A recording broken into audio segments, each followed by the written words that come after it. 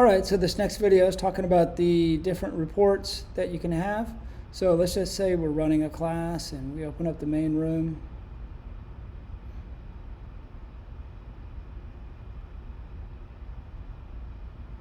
All right, we have these, it's a small class.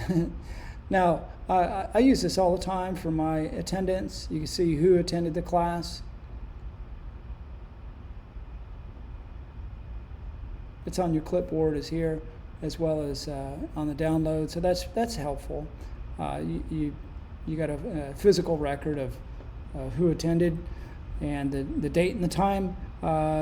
When you create the breakouts, you can create some reports for this. It's on your clipboard as well as downloading it.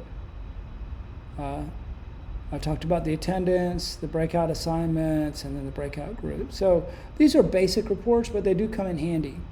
All right, so that's it for this video.